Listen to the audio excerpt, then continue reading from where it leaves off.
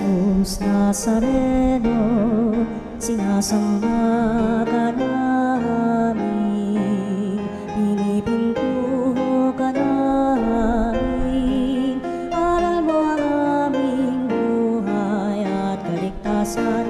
Nuestro Padre Jesus Nazareno, iligtas mo kami sa kamatayan, ang krus mong pinamatayan ay sagisag ng aming kaligtasan.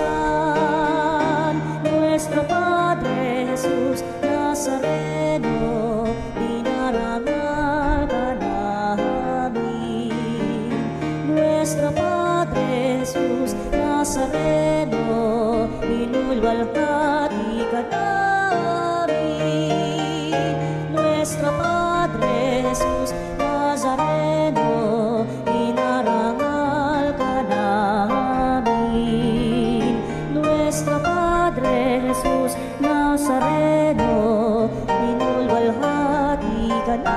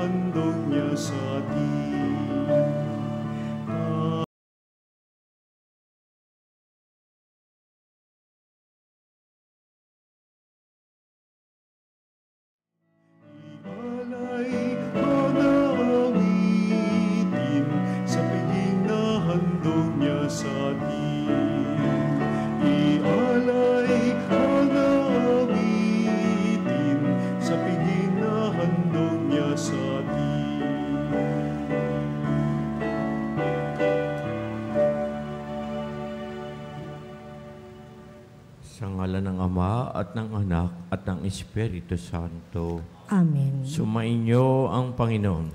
At sumainyo rin.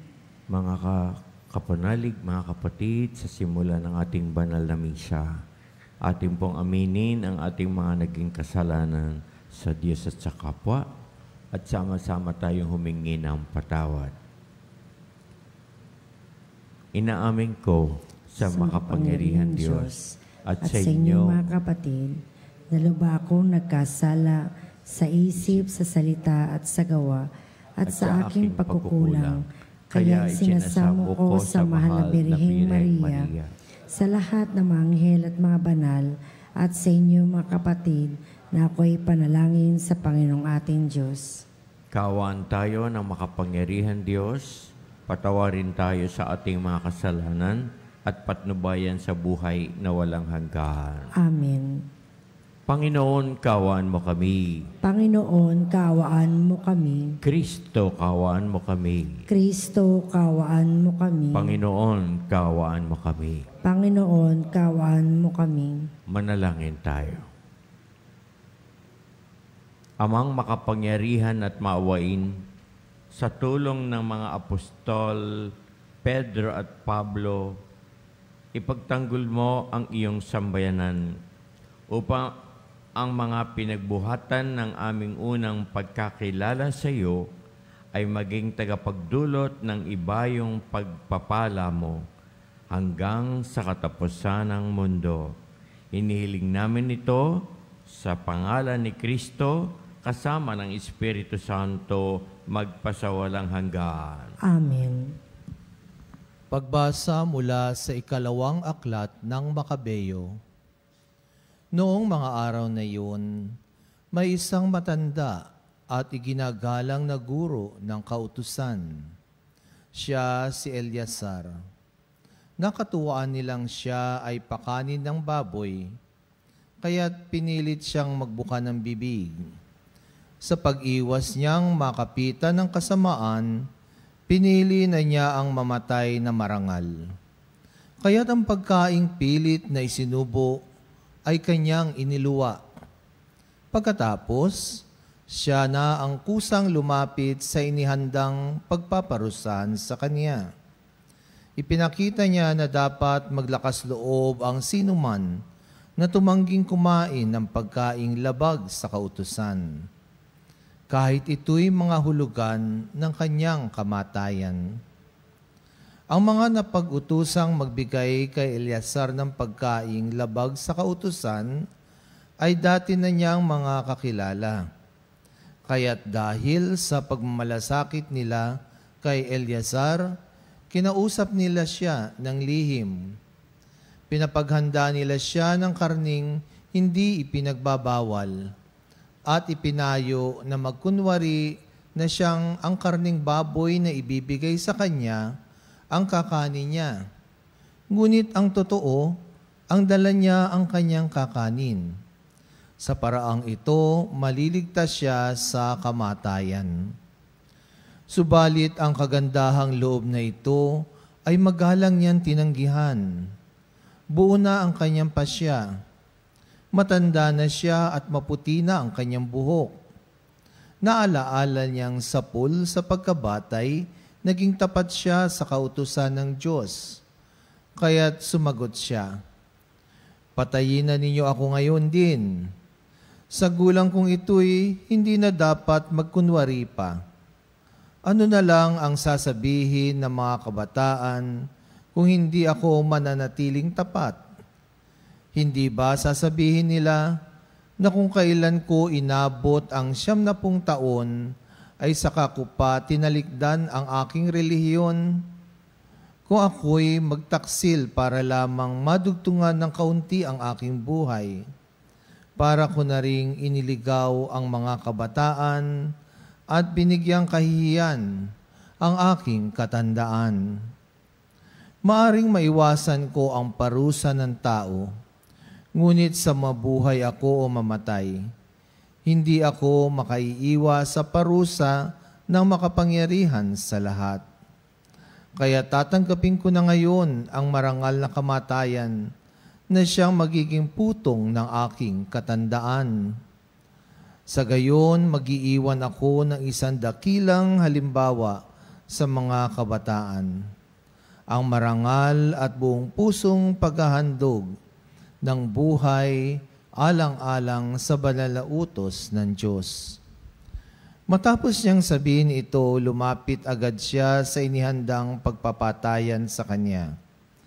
Ang mga kaibigang nagmalasakit sa kanya ay nainis na rin. Para sa kanila'y kaululan lamang ang mga sinabi niya. Kaya't ginulpi nila siya hanggang sa mamatay. Ngunit bago nalagutan ng hininga, sinabi ni Eleazar, "Ang Panginoon ang nakababatid ng lahat.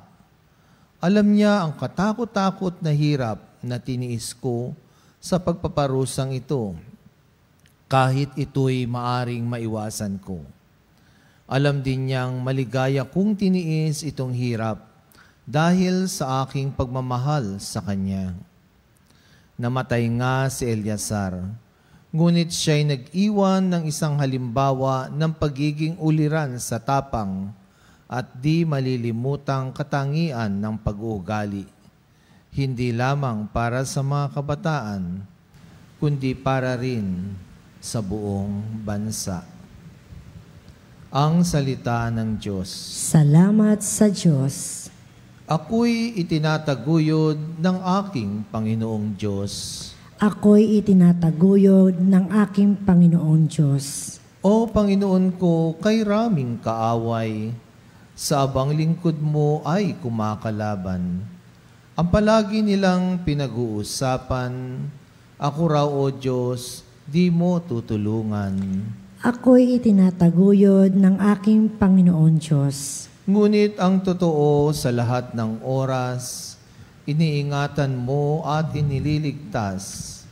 Sa aking tagumpay ang iginagawad, mahina kong loob ay pinalalakas, kaya ikaw poon ng aking tawagan, sinagot mo ako sa bundok na banal. Ako'y tinataguyod ng aking Panginoon Diyos. Ako ay humimlay, agad nakatulog. Ligtas na nagising ang iyong kinupkop. Libo mang kaaway, wala akong takot. Humanay man sila sa aking palibot. Halika, O Diyos, iligtas mo ako. Lahat kong kaaway ay pasukuin mo. Ako'y tinataguyod ng aking Panginoon Diyos.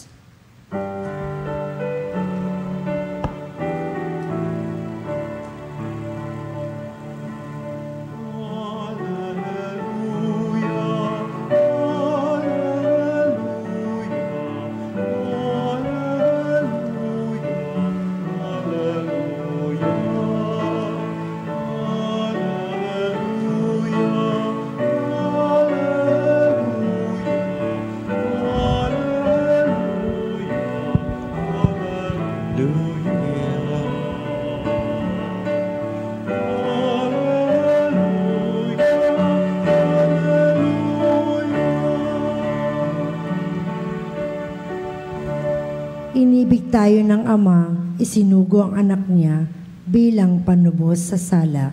Alleluia, Alleluia. Sumainyo ang Panginoon. At sumayo rin. Ang mabuting balita ng Panginoong ayon kay San Lucas. Papuri sa iyo, Panginoon. Noong panahon iyon, pumasok si Jesus sa Jericho at naglakad sa kabayanan. Doon ay may isang mayamang puno ng mga publikano na nagngangalang Sakeo. At pinagsikapan niyang makita si Jesus upang makilala kung sino ito.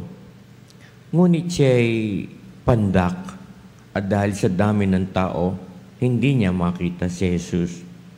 Kaya't patakbo siyang nagpauna at umakyat sa isang puno ng sikomoro para makita si Jesus na magdadaan. At pagdating ni Jesus sa dakong iyon, siya'y tumingala at sinabi sa kanya, Sakeo, bumaba ka agad, sapagkat kailangan kong tumuloy ngayon sa iyong bahay. Nagmamadali siyang bumaba at tuwang-tuwang tinanggap si Jesus. Lahat ng nakakita nito ay nagbulong-bulungan. Nakikituloy siya sa isang makasalanan. Tumayo si Sakeo at sinabi, Panginoon, ibibigay ko sa mga dukha ang kalahati ng aking ari-arian. At kung ako may nadayang sino man, 4 na ibayo ang isa sa uli ko sa kanya. At sinabi sa kanya ni Jesus, ang kaligtasan ay dumating ngayon sa sambahayang ito. Lipi ni Abraham ang taong ito, sapagkat naparito ang anak ng tao upang hanapin at iligtas ang mga naliligaw. Ang mabuting balita ng ating Panginoon. Pinupuri ka namin, Panginoong Hesukristo. Dalawang paalala, mga kapanalig, bako po tayo dumako sa ating pagninilay. Una, ang buwan po ng Nobyembre ay buwan na ating inilaan upang alalahanin at ipagdasal ang mga kaluluwa ng ating mga yumaong kamag-anak, kapamilya at mga kakilala. Yung sinimulan po ito natin noong November 1 and 2. Subalit, meron pa po tayong natitirang mga araw sa buwang ito ng Nobyembre para po sila ay alalahanin. Pangalawa po, sa liham pastoral na binasa noong linggo sa ating mga misa ay nananawagan ang ating kardinal, si Cardinal Jose Advincula, na tayo po ay maging mapagmatyag at suriin nating mabuti ang ating mga binabasa, naririnig, at yung pong mga nababasa natin na ipinapadalang mga messages sa cellphone, sa laptop. Lalong-lalo na kung ang usapin ay tungkol sa politika. Huwag po tayong basta-basta maniniwala. Suriin nating mabuti ang nilalaman at hindi namang masamang tayo magtanong, ito ba ay peke? Ito ba ay tunay? Ganon ang ating gagawin. Hindi kung ano yung mabasa natin, tayo ay maniniwala. Yung pala'y mali. Napakarami pong kasinungalingan na lumalaganap ngayon sa ating social media. Kaya tayo po, inuulit ko po mga kapanalig, ay maging mapagmatiyag. Gamitin natin ang ating talino na ibinigay sa atin ng Panginoon. Hindi lahat ng ating narinig at lahat ng ating nababasa ay tama at original. Hindi po ganon. Para hindi tayo naliligaw ng landas. Maraming maingay ngayon sa mga panahon ngayon. Hindi naman natin alam kung ano ang kanilang intensyon. Kaya mga kapatid, mga kapanalig, maging mapagmatyag tayo at maging matalino. Suriin nating mabuti ang ating naririnig at nababasa. At nang tayo ay gabayan at akayin sa tamang landas ng buhay. Ngayon naman po, mga kapanalig, ating pong pagnilayan ang napakagandang kasaysayan, ang kwento ng buhay ni Zaccheo, isang publikano, isang taong ang hanap buhay ay nangangalap at naniningil ng buwis sa mga Hudyo. At dahil sa kanyang trabahong ito, siya ay mayaman at napakayaman. At ang kwentong ito ay aantig sa ating damdamin. Pagkat ang mga publikano, partikular po ang mga naniningil ng buwis ay kinamumuhian ng mga Hudyo ng panahon ni Kristo. Talagang napakasama ng kanilang estado sa mata ng mga Hudyo. Para bang kriminal na sila dahil sa bigat ng kanilang kasalanang ginagawa. Sapagkat ang mga Hudyo po ay naniniwala na ang kanilang pera, magbayad man sila ng buwis, doon lamang sa templo ng Jerusalem para manatiling maganda at maayos ang templo. Dumating ang mga Romano, sumakop sa bayan. Kaya sila ang nagtakda ng buwis na bagay na tinututulan ng mga Hudyo. Hindi katanggap-tanggap sa kanila ang pagbabayad ng buwis. Kaya ang nangyari, naging dalawa na ngayon ang kanilang buwis. Isa para sa templo at ang isa itong tinatawag na buwis para sa Imperyo Romano. Ngayon, yung mga nagtatrabaho para makakolekta ng buwis para sa Imperyo Romano ay itinuturing na makasalanan sapagkat sila ay mga taksil sa bayan. Sa halip na sila ay tumulong para sa pangangalap ng buwis para sa templo, para makinukonsinti pa nila ang mga Imperyo Romano at nakikipagsabuatan sila sa pangangalap ng buwis, sa paniningil ng buwis. Kaya galit na galit sa kanila ang mga Hudyo pagkat sila'y makasalanan, mga taksil, traidor sa bayang Israel. At dahil doon, walang maaasahan ang mga publikano, ang mga naniningil ng buwis ng magandang atensyon mula sa mga eskriba, pariseo at punong pari sa templo ng Jerusalem. Para sa mga eskriba at pariseo at mga punong saserdote, ang mga taong katulad niya ay itinuturing na patapon ang buhay. Good for nothing. Masama sila. Impyerno ang patutunguhan nila. At ang mga katulad ni Sakeo ay walang maaasahang atensyon mula sa mga namumuno sa templo ng Jerusalem. Dumating ang ating mahal na Panginoon at mabilis na nakilala ang pangalang Jesus sa maraming tao. Siya ay kinikilala bilang napakahusay na manggagamot at lahat ng klase ng sakit ay kayang pagalingin ni Jesus. Siya ay kinilalang napakahusay na exorcist, yung nagpapalayas ng masamang espiritu sa mga sinasapian nitong mga tao. At ang ating mahal na Panginoon ay napakahusay magpaliwanag ng banal na kasulatan. At ang maganda sa ating mahal na Panginoon, lahat ay kanyang binibigyan ng pagkakataong matuto tungkol sa banal na kasulatan. Dahil nung unang panahon ni Kristo, yung mga lalaki lang at ang mga batang lalaki ang binibigyan ng pagkakataong mag-aral ng kasulatan. Hindi kasama ang mga kababaihan.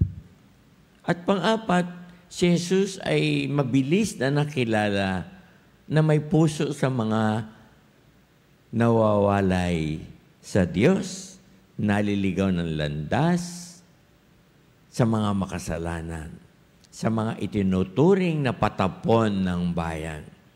May puso ang ating mahal na Panginoon para sa kanila. Kaya nagkaroon ng interes itong si Sakeo na makita ang taong ito na parang hindi pangkaraniwan. Ibang-iba doon sa mga tao sa templo. Itong taong ito ay may malaking puso para sa mga makasalanan. At siya ngayon ay nagkaroon ng napakalalim na interes na makita si Jesus kung anong itsura niya at maaaring gusto niyang marinig mismo si Jesus. Kaya siya ay nagkaroon ng interes, damdamin sa kanyang puso na makita si Jesus, marinig, makatagpo ang ating mahal na Panginoon. Dahil siya'y pandak, siguro mga 4 feet or 4'5", hindi niya makikita si Jesus kung dadaan dahil napakaraming tao. Kaya siya nag-isip na umakyat sa isang puno ng sikomoro para kung gano'n ang Panginoon ay dadaan, makikita niya. Dahil ang gusto lang niya ay makita ang itsura ni Jesus. Wala nang iba. Subalit, nang dumaan na ang ating Panginoon, huminto ang Panginoon mismo sa tapat ng puno kung saan siya nakabitin.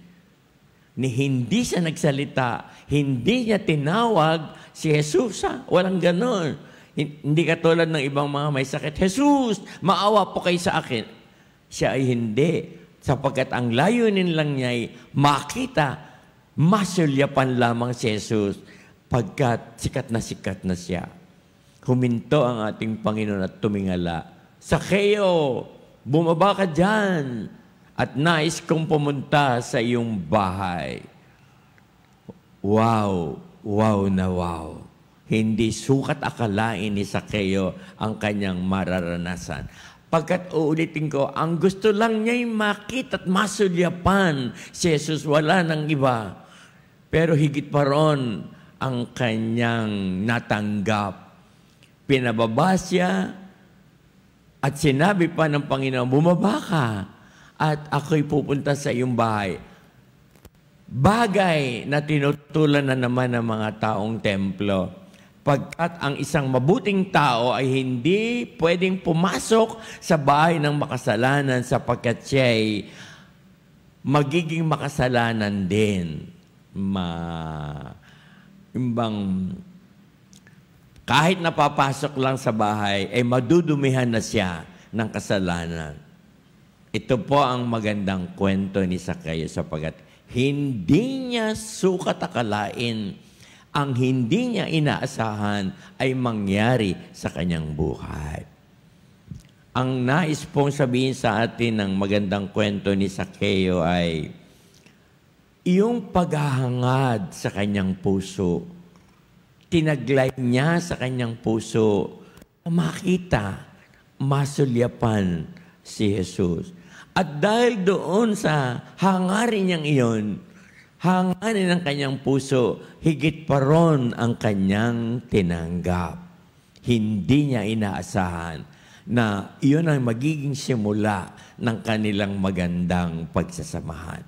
Mula noon, nagbago ng buhay si Zacchaeus. Hindi na siya naging taga-kolekta ng buwis, kung hindi naging tagasunod at alagad ni Jesus. Mga kapatid, mga kapanalig, ang aral po ay yung damdamin natin at hangarin sa puso, desire of the heart for our Lord, ay kailangan nating taglayin sa ating puso.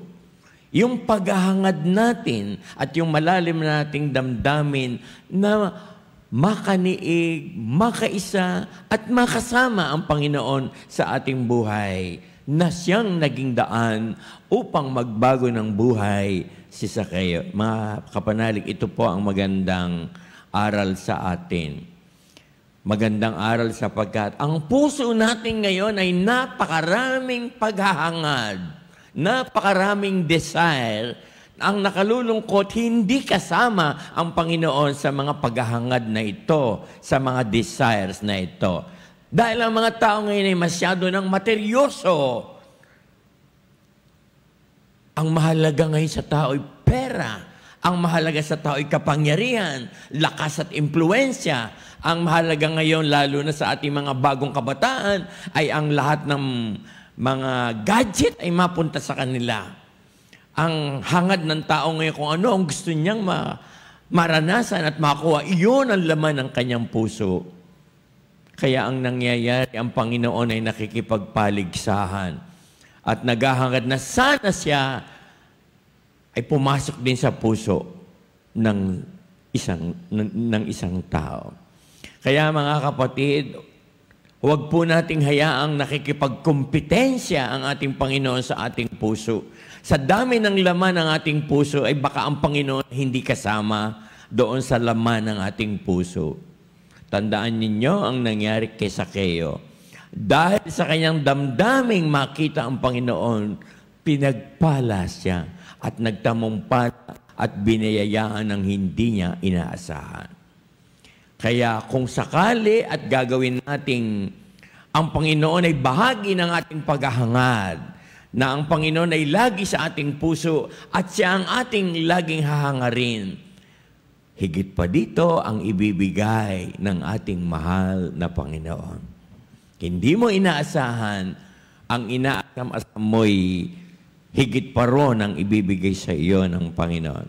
Dahil ang Panginoon rin naman ang nagsabi, unahin muna ninyo ako at ang lahat ng bagay na makalangit at ang ibang bagay na kailangan nyo sa buhay ay ibigay sa inyo. Huwag po nating babaligtarin, hahangarin natin ang maraming bagay sa mundo. At kapag naghangad tayo ng maraming bagay sa mundo, ang Panginoon ay mawawala sa ating puso. Kaya unahin lagi, unahin at laging unahin ang ating mahal na Panginoon. Amen. Tumayo po tayo.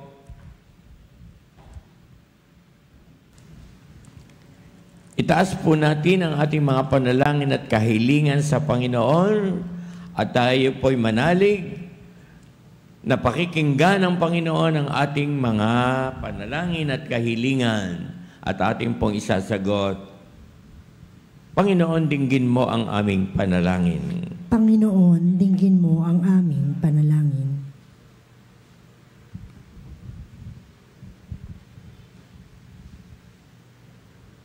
Ang simbahan naway patuloy na tanggapin ang mga naghahangad ng kapatawaran at kapayapaan ng kalooban. Manalangin tayo sa Panginoon. Panginoon, dinggin mo ang aming panalangin. Ang mga nagpapatakbo ng ating kalakalan at industriya naway maging mapagbigay at makatarungan. Manalangin tayo sa Panginoon.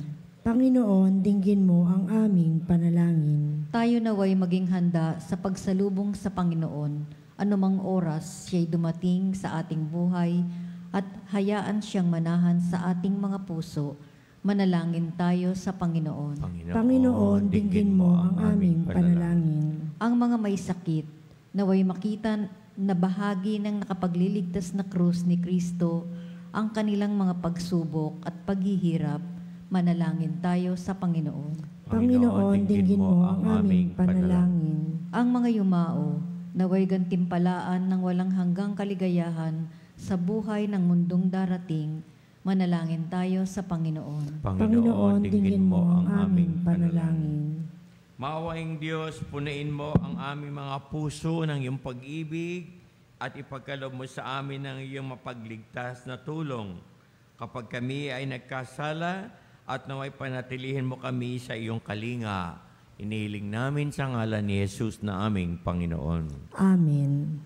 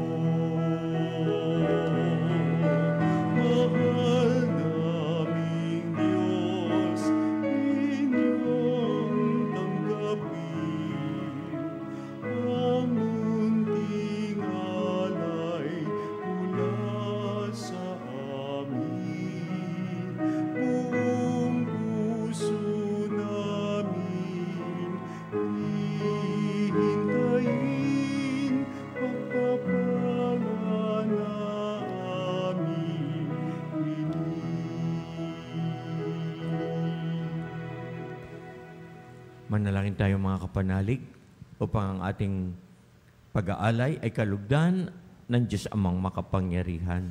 Tanggapin nawa ng Panginoon itong paghahain sa iyong mga kamay, sa kapurenya at karangalan sa ating kapakinabangan at sa buong sambayanang banal. Amang lumikha sa aming paghahain ng paglilingkod sa iyo, iniling namin kami kaawaan mo upang ang katotohanang ipinamana sa amin ng paglilingkod ni na Apostol San Pedro at San Pablo ay manatiling dalisay sa kaibuturan ng aming pagkatao. Sa pamagitan ni Jesus, kasama ng Espiritu Santo, magpasawalang hanggan. Amen. Sumainyo ang Panginoon. At sumayo rin. Itaas sa Diyos ang inyong puso at diwa. Itinaas namin sa Panginoon. Pasalamatan natin ang Panginoong ating Diyos. Marapat na siya ay pasalamatan. Amang makapangyarihan at maawain, tunay ngang marapat na ikaw ay aming pasalamatan. Ikaw ang pastol na laging pumapatnubay sa mga kabilang sa nililingap mong kawan. Ikaw ang ginanap na pananagutan ng gili mong anak at pastol ng tanan. Ang mga apostol ay kanyang mga katuwang sa pagiging pastol na patnubay ng sambayanan. Kaya kaisa namang anghel na nagsisiawit ng papuri sa iyo, nang walang humpay sa kalangitan, kami ay nagbubunyi sa iyong kadakilaan. Santo, Santo, Santo,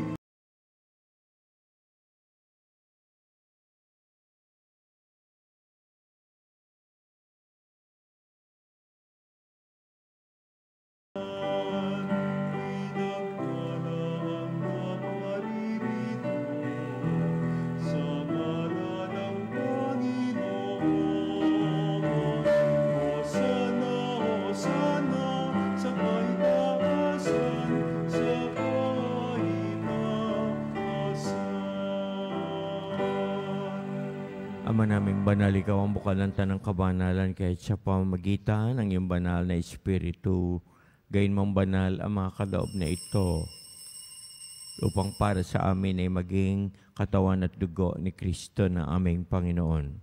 Bago niya pinagtiis ang kusang loob na maging handog, hinawakan niya ang tinapay, pinasalamatan kaniya, pinaghati-hati iyon, iniabot sa kanyang maalagad at sinabi, tanggapin niyong lahat ito at kanin. Ito ang aking katawan na ihahandog para sa inyo.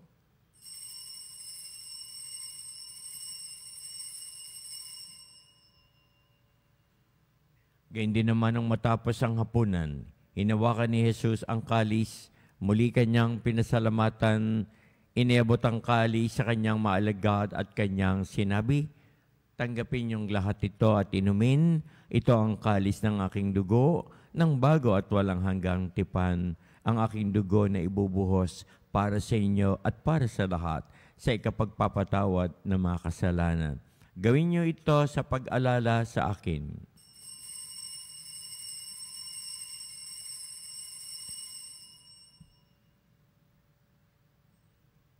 Ipagbunyi natin ang misteryo ng ating pananampalataya.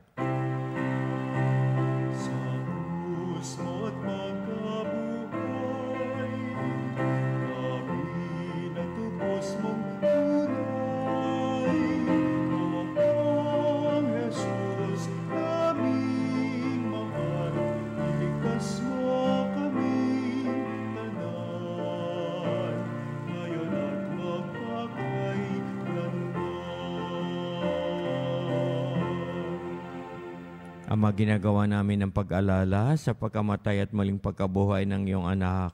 Kaya tiniaalay namin sa iyo ang tinapay na nagbibigay buhay at ang kalis na nagkakaloob ng kaligtasan. Kami ay nagpapasalamat dahil kami iyong minarapat na tumayo sa harap mo upang maglingkod sa iyo.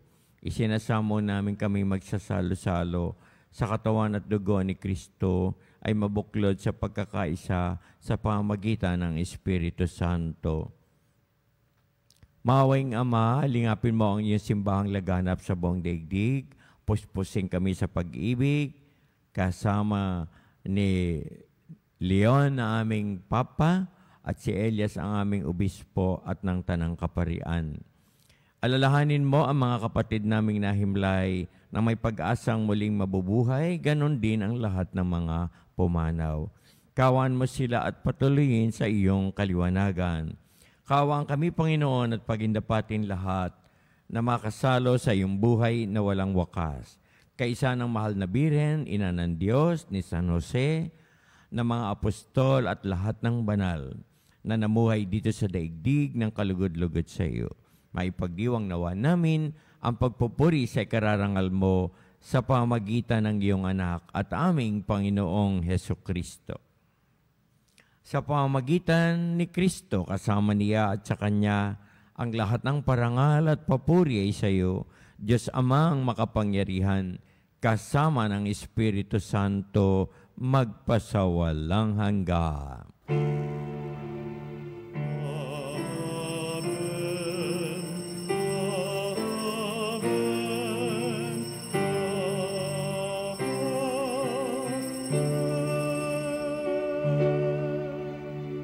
Sama-sama tayong manalangin, humingi ng awa at pagpapala sa poong may kapal.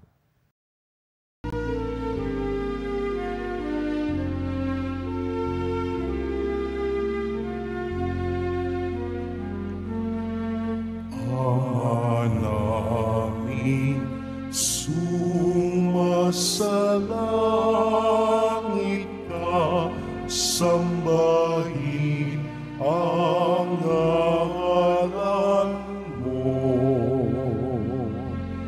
Mapasa amin ang kaharian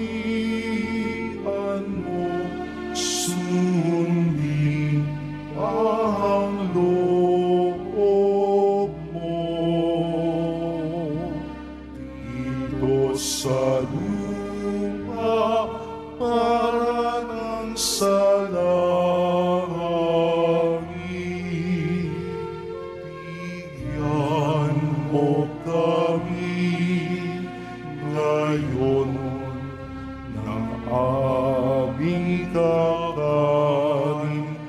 sa araw-araw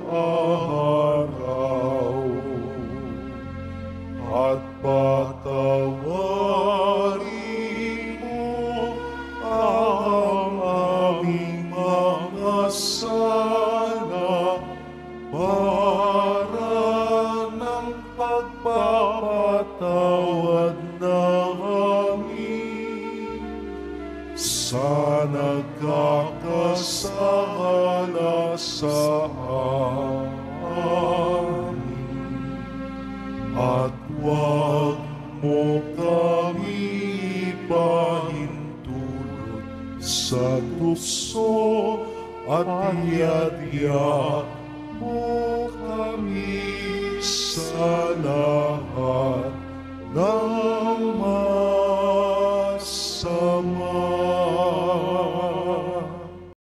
Namin Panginoon, kami po yadya sa lahat ng masama, pagkalooban kami ng kapayapaan araw-araw at iligtas sa tukso at kasalanan. Ilayo kami sa lahat ng sakuna at kapahamakan, samantalang aming pinananabikan ang dakilang araw ng pagpapahayag ng tagapagligtas naming si Jesucristo. Sapagkat iyo ang kaharian at kapangyarihan at kapurihan, magpakailanman. Amen. Panginoong Jesus, sinabi mo sa iyong mga apostol, kapayapaan ang iniiwan ko sa inyo. Ang aking kapayapaan ang ibinibigay ko sa inyo.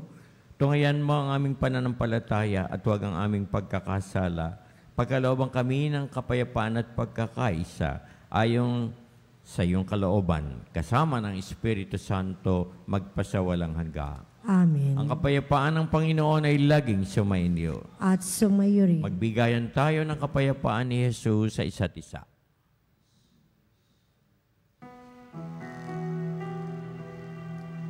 Kordero ng Diyos na nag-alis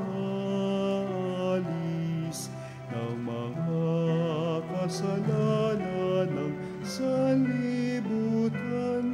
maawa ka sa amin. Kordero ng Diyos na nag-alis ng mga kasalanan ng sanlibutan, maawa ka sa amin. Kordero ng Diyos na nag-alis ng mga kasalanan ng sanlibutan, ipagkaloob mo sa amin ang kapayapaan. Narito si Kristo, ang kordero na nag-aalis sa mga kasalanan ng sanlibutan. Mapalad tayong lahat na inanyayahan sa kanyang banal na piging. Panginoon, hindi ako karapat-dapat na magpatuloy sa iyo, ngunit sa isang salita mo lamang ay gagaling na ako.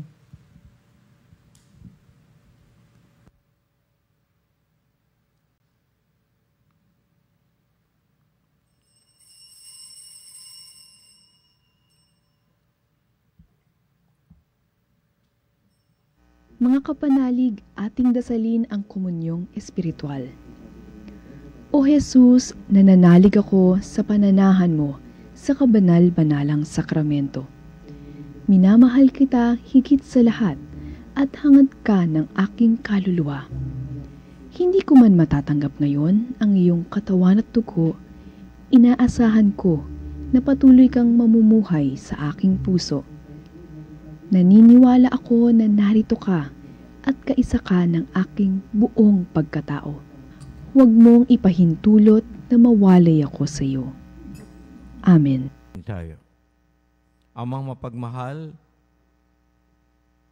pagkapakinabang sa pagkain nagbibigay buhay, magalak nawa sa paggunita kina Apostol San Pedro at San Pablo, ang sambayanan na iyong ipinagkatiwala sa kanilang pagtangkilik upang mapamahalaan sa pamamagitan ni Kristo kasama ng Espiritu Santo magpasawalang hanggan.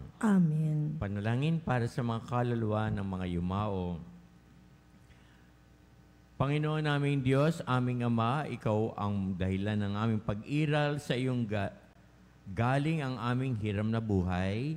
Buong kababaang loob po kaming nananalangin sa iyo at nagmamakaawa. Kalugdan mo ang mga kaluluwa ng aming mahal na kapatid na yumao at nananatiling nasa iyong mga kamay.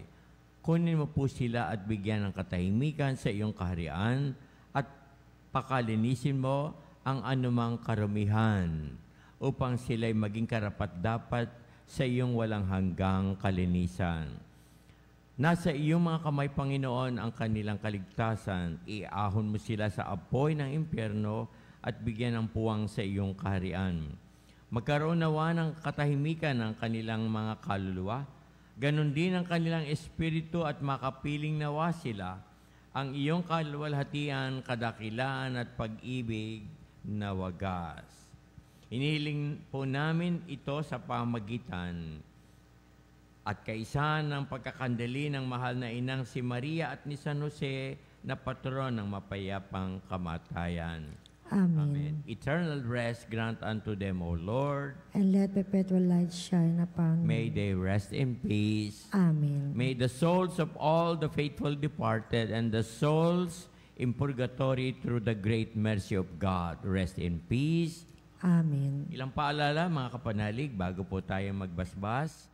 Inaanyayahan po kayo na maging isang Veritas Eucharistic Advocate para sa Christ-centered liturgical celebration. Huwag kalimutang sa bawat misa, si Kristo ang puso ng ating pananampalataya.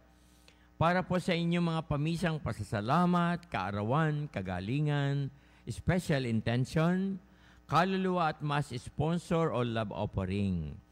Tumawag lang po sa Religious Department sa mga bilang na 8925-7931 Local 129-131-137 o mag-text lamang po sa 0917-631-4589 at hanapin lamang po si Miss Rene Jose o si Miss Ali Nahe. Maraming salamat po, mga kapanalig. Sumainyo ang Panginoon. At sumayo rin. At pagpalain kayo ng masagana ng ating mapagmahal na Diyos, Ama at Anak at Espiritu Santo. Amen. Tapos na, mga kapanalig, ang ating banal na misa. Taglayin natin sa ating puso ang paghahangad para sa ating Panginoon. Salamat sa Diyos.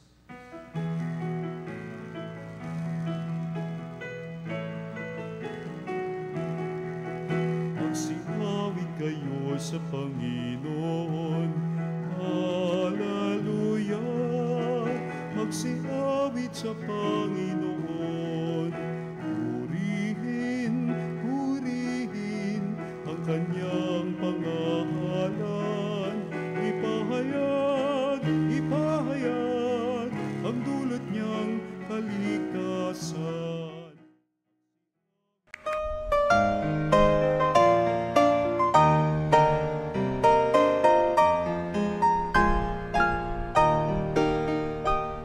Nuestro Padre Jesus Nazareno, sinasamba ka namin, pinipinto ka namin, aral mo ang aming buhay at kaligtasan.